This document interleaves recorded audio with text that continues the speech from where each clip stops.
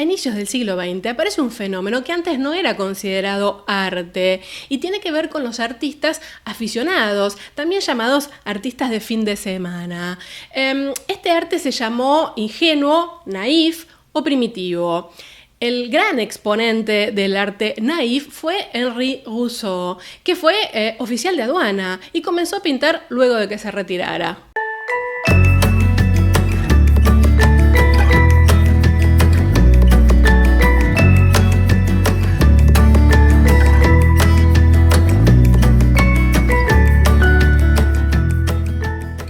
Les doy la bienvenida una semana más y hoy Arte para la Alegría. Muy interesante. Henri Rousseau, también conocido como el aduanero Rousseau, nace en Laval, en la zona de los países del Loire.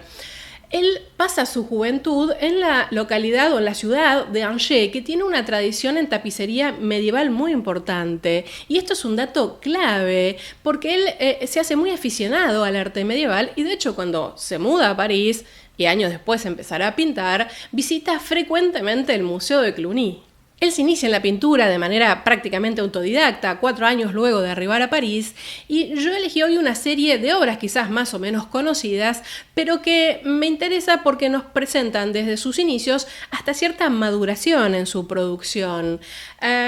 Vamos a recorrer un poco qué temas él eligió y qué impronta especial, personal le dio. Él fue muy amplio en cuanto a sus temáticas, tomaba cosas de la vida cotidiana, de lo que él observaba en la ciudad, pero también generaba composiciones de tierras lejanas, espacios fantasiosos, ambientes tropicales, algo totalmente lejano a su realidad. Y esto ya lo podemos ver en la que es conocida como su primera obra, que es El tigre en una tormenta tropical. Y empecemos por lo que llama la atención, un lienzo enorme, un tamaño que, imagínense si presentan una obra así a la academia en ese momento, les da un patatús. Podemos ver también en esta obra que, bueno, él pinta de una manera bastante más intuitiva, un dibujo que uno podría llamar un poco torpe, por supuesto no tiene mayor interés por la perspectiva, y vemos en este caso un animal, pero también lo vamos a ver en los humanos, con unas posturas como medias incómodas, como congeladas en el tiempo, pero tratando de imprimirle una sensación de movimiento.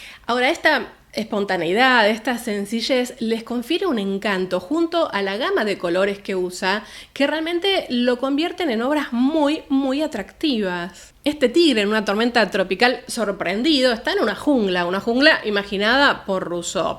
Y lo que llama la atención también es el trabajo que hizo sobre la luz, sobre ese destello, sobre el rayo que aparece en la obra. Puede parecer esquemático, pero ese uso del blanco es bastante innovador porque imprime una sensación de rayo, de luz brillante, que además parece atravesar esas pinceladas grises muy claras, así como sesgadas, que están sobre el lienzo, que le dan la sensación esta de la lluvia. La lluvia tiene mucho cuerpo, está representada y está muy bien ingeniado la idea de esas tonalidades grises. El viento queda plasmado por las hojas y las ramas, inclinadas todas, ¿no?, en la misma dirección, que de hecho es la dirección en la que el tigre parece correr. Como decía, el movimiento se ve desarrollado un tanto torpe. Por ejemplo, podemos ver la superposición de las patas traseras y la hierba misma, que parece como que está pegado ahí. No obstante, trata de insertarlo en esta maleza cuando vemos que, por ejemplo, parte de esos pastos cubren algo de la cola. Estos cuadros de escenas selváticas van a ver que se repiten muchísimo en su obra. Él no salió nunca de París. En algún momento hubo versiones de que él había estado prestando servicio en la Legión Francesa que estaba apostada en México. La verdad es que esto no fue así, pero sí se sabe que tuvo contacto con soldados que estuvieron en México y que quizás le pudieron haber contado, transmitido lo que vieron allí. Por otro lado, sí se sabe que se inspiró en muchos libros de ilustraciones botánicas y que era también un asiduo visitante a los jardines que había en París y también al zoológico. De hecho, les voy a traer una pequeña cita de él en donde comenta qué sensaciones tenía cuando visitaba estos jardines. Cuando me introduzco en los invernaderos de cristal y veo las extrañas plantas de tierras exóticas, tengo la sensación de entrar en un sueño. Ahora dejamos los verdes tropicales, esos naranjas y terracotas, y nos vamos a una escena totalmente distinta, ambientada en lo cotidiano, que se llama Una tarde de carnaval. Miren ustedes la disparidad entre una obra y la otra en cuanto al uso de colores y también en cuanto a los temas. Esta obra está datada un poquito antes de lo que vimos y me interesa por esa impronta de cierto realismo que trata de darle Rousseau. Y ustedes me dirán, ¿y dónde está ese realismo? A mí me parece un dibujo de un niño. Bueno, vamos a verlo en detalle. Los árboles se representan sin hojas y esto es importante porque los carnavales suelen tener lugar en el otoño-invierno europeo. De hecho, estos árboles hacen como de telón de fondo de ese cielo que se ve detrás. Cuando el sol se está poniendo, aparecen unos pequeños destellos naranjas, rojizos y unas nubes ahí plasmadas pegadas al cielo. Arriba de todo aparece una luna blanca, llena, pero parece iluminar muy poco la escena. Y de hecho esa luna y ese color tienen mucho que ver con las vestimentas de la pareja que tenemos ahí. Estas figuras de piel oscuras parecen vestidas con trajes de carnaval de una manera bastante ligera y se presentan como incómodas en la situación. Uno no los ve naturalmente. De hecho, parecen flotar en el aire a unos pocos metros del suelo. Hasta da la sensación de que esto era un paisaje y después puso las figuras. Y no es que haya sido así, sino que tiene que ver con la forma en la que él componía. Toda esta composición se basa en figuras como de siluetas y los contrastes, ¿no? Ahora, una cosa importante, que creo que no lo mencioné en la obra anterior, pero vale para todas, es el nivel de detallismo, el cuidado que pone Rousseau en tratar cada una de las partes del cuadro. Pensemos en el ambiente que propone Rousseau acá. Estamos de noche, estas figuras de tez oscuras o enmascaradas, con detrás unos árboles enormes, da una sensación onírica, de extrañeza. Quiero decir, no parece un ambiente festivo, típico, carnavalesco, como uno lo podría imaginar. Esta pareja está sola, esos árboles están así secos. Incluso da la sensación que al replicar el mismo color de la luna en las personas es como que brillaran desde adentro, porque el entorno realmente parece onírico, parece un sueño. Y esto es importante porque, ojo, que los surrealistas después tomarán mucha inspiración de Rousseau. Pensemos en Magritte. Y algo también interesante que provocaron estas obras de Rousseau, sobre todo esto de la que estamos hablando, tiene que ver con la generación de literatura exfrástica, es decir, sobre todo poesía, obras literarias que se inspiraron en la descripción de estos cuadros. Pasamos por la jungla, pasamos por lo cotidiano y ahora vamos al retrato. Vamos a ver cómo se presenta nuestro pintor ante la sociedad. Este autorretrato llamado Myself creo que es uno de los más conocidos de Rousseau e importa muchísimo porque tiene gran cantidad de mensaje, gran cantidad de código detrás. Él se presenta a sí mismo un poco en su vida cotidiana y con las cosas que le han resultado de importancia o que lo rodean, además de afirmarse como pintor. En el cuadro se puede ver a Rousseau, bueno, por supuesto muy bien vestido, con la barba cuidada y rodeado de símbolos de modernidad. El puente de metal, el globo, un barco con las banderas náuticas de señales en el río Sena y la recién inaugurada Torre Eiffel. Los barcos, también la aduana, son de alguna manera una reminiscencia a su actividad. Se presenta como un hombre serio, con una paleta en la mano, con los nombres de su primera esposa, Clemence, y su segunda esposa, Josephine. Tenemos entonces sus amores, tenemos entonces una cierta reivindicación en ese entorno que lo rodea de la modernidad, y lo tenemos a él enorme, inmenso, mostrando gran confianza en sí mismo. Y ahora que lo pienso, teniendo en cuenta que puso a sus dos mujeres, bueno, bastante también confianza en él como marido. Lo cierto es que él enviudó y por supuesto se volvió a casar. El nivel de meticulosidad que pone en cada una de las cosas que representa. Veamos en detalle las banderitas del barco, esa pareja caminando por el costado, por el borde del río, las casitas de fondo con sus chimeneas. También esta idea de paisaje que pone, ¿no? Esos árboles, las nubes esas que parece que están pegadas, que son de cartón pegadas contra el cielo. Y él, así como dije antes, ¿no? Enorme, viéndolo todo y reflejándolo todo. De hecho, me detengo un poco en este cuadro porque este tipo de retrato que él empieza a hacer no lo usó solo para él, sino también para otros que hizo, y él decía que inauguró un género nuevo que es el retrato paisaje, que tiene este formato, un paisaje, la vida moderna, lo que rodeaba a la persona que retrataba y luego la persona pegada ahí adelante. Y otra cosa que ya deben estar pensando cuando vieron este retrato es cómo representa a las personas, de una manera casi hierática, quietas, los ojos muy muy abiertos y mirando frontalmente al espectador. Por último, un detallecito tiene que ver con la caligrafía esa preciosa pero casi escolar, en donde podemos ver los nombres de sus esposas. Estas tres obras nos sirven de puente para entrar a una suerte de profundización o de cambio que tiene la obra de Rousseau a finales de la década del 90, de 1890, ¿no?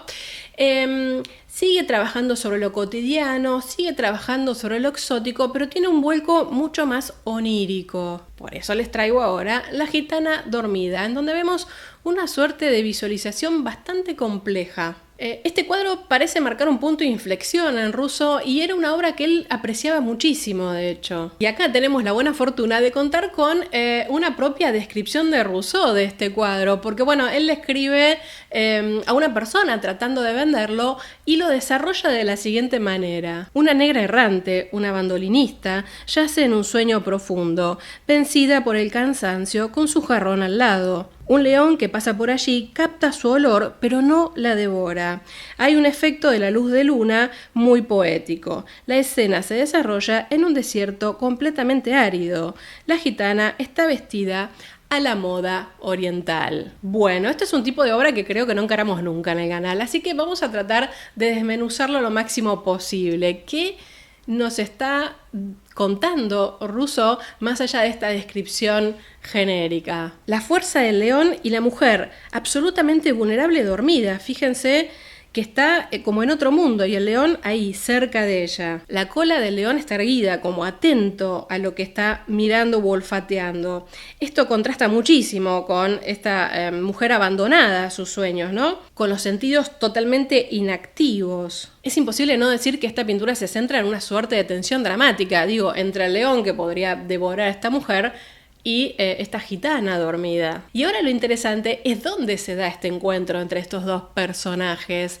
Una zona árida, de noche, con una luz de luna, muchísimo espacio, uno puede ver ciertas nubes o quizás montañas a la lejanía. Y estos colores y este espacio tan amplio como que imprimen una suerte o una sensación de tranquilidad versus esa tensión de la que hablamos hace un segundo, ¿no? Por supuesto, Rousseau acá nuevamente hace caso omiso de cualquier convención, usa mucho figuras geométricas para esta composición y claro, es como que está fuera casi de toda norma. De hecho, algunos ven esto, justamente el uso de la geometría, como algo muy tomado del arte popular para hacer composiciones. Pero él le da su tono de color, su distribución en el espacio, generando algo muy, muy personal. Volvamos un poco más al cuadro. Esa luz de la luna refleja sobre la melena del león y le da como mucha más intensidad y por supuesto a la vestimenta de la gitana, esa túnica con rayas de colores tan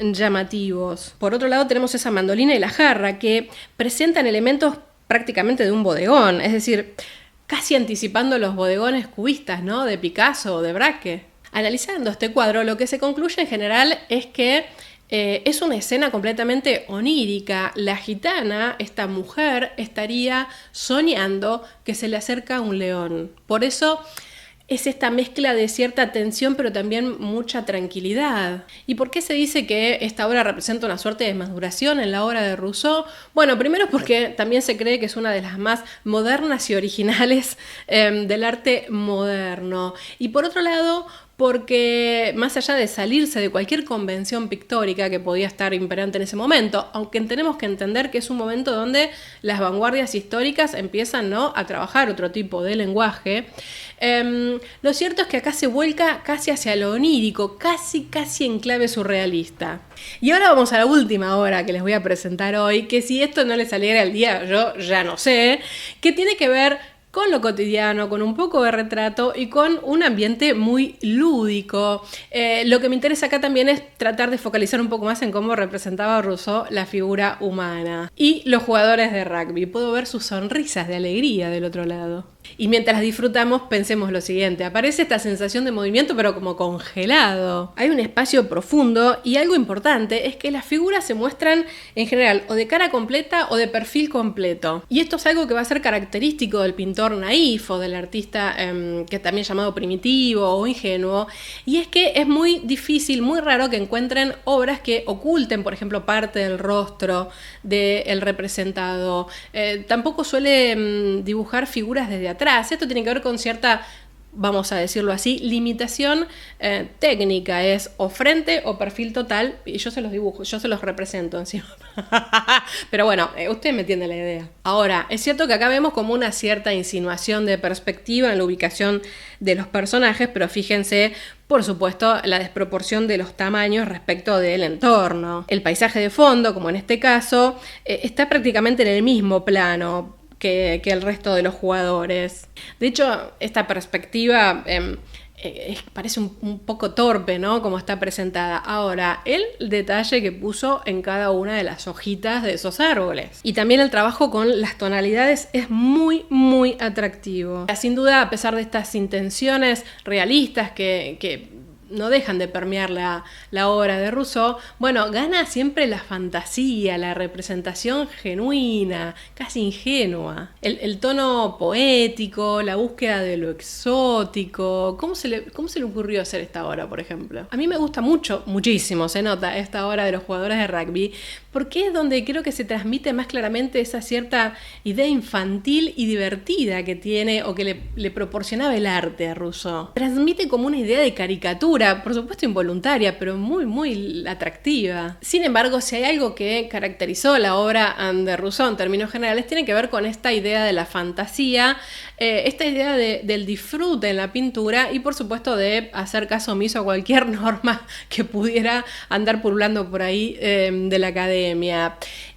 Justamente esto que lo hace tan diferente implica que no se entroncó en ningún movimiento de las vanguardias, si bien compartió ambiente y de hecho fue un artista muy, muy valorado por distintos representantes de la vanguardia, de las vanguardias históricas en realidad. Y ahora vamos a puntuar algunos aspectos técnicos de sus composiciones para entender el nivel de influencia y el nivel de importancia que tuvo Rousseau para la historia del arte. Ya sabemos que frecuentemente olvida la perspectiva, que las dimensiones, los tamaños, las jerarquías de las piezas que componen las obras no guardan ningún tipo de relación. Uso del claroscuro, nunca lo vimos. Bueno, las limitaciones en la representación de las figuras y el dibujo, no hay mayor profundidad, no hay contorno, las figuras son muy planas. De hecho, y esto lo insinué un poquito cuando hablamos de esta parejita en el carnaval, él pintaba de atrás hacia adelante, empezaba y de arriba hacia abajo, empezaba por el cielo, luego iba haciendo el paisaje y finalmente agregaba las figuras, ya sea humanas o de animales. Y le prestaba muchísima atención sobre todo al paisaje y a la vegetación. Están documentados muchísimos repintes a nivel detalle, sobre todo de las hojas, del follaje de los árboles. Y ahora, mientras se me apaga el sol y quedamos medio oscuras, él también terminaba sus cuadros con lo que llamaba una suerte de glaseado, que tiene que ver con un barniz, que le daba muchísimo brillo, y de ahí la viveza de los colores. Y la verdad es que justamente por sus limitaciones en cuanto al trabajo, y quizás por su gusto, por los temas que hacía, le llevaba mucho tiempo hacer cada cuadro, con lo cual no hay mucha producción de Rousseau. Él siempre decía que no tuvo otro maestro que la naturaleza, pero bueno, después un poco confesó que había aceptado algunos consejos de pintores academicistas como, bueno, Jérôme, Clement. Y ahora, ¿cómo entendemos el arte de Rousseau y el entorno? Este momento del postimpresionismo y el inicio de las vanguardias históricas. Hay algo que hay que decir que es muy importante y lo retomamos cuando hablamos de Modigliani y también cuando hablamos de parte de la obra de Picasso. Y tiene que ver con esta revitalización o esta valorización del arte primitivo, ¿no? ¿Se acuerdan de la inauguración del Museo del Hombre en París?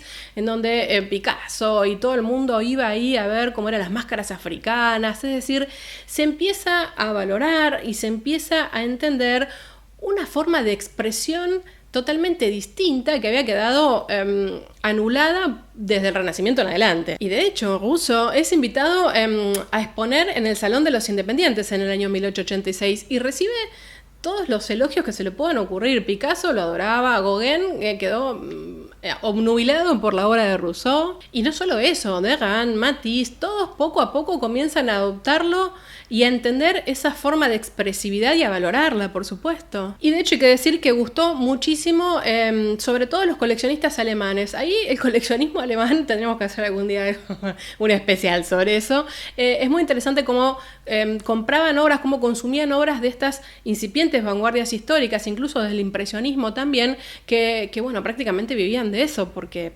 claramente en la sociedad parisina mucha cabida no tenían. Antes de despedirme, un último punto que me parece muy muy importante para entender lo que implicó la obra de Rousseau, así tan naif como la vemos. Y tiene que ver con lo que implicó una revolución, una subversión en el campo del arte. ¿Qué queremos decir? La mayoría de los artistas, como dijimos, venían formados, más allá de que estuvieran empezando a experimentar con el cubismo, se estuvieran alejando de la mímesis, es decir, de las representaciones figurativas, etcétera, etcétera.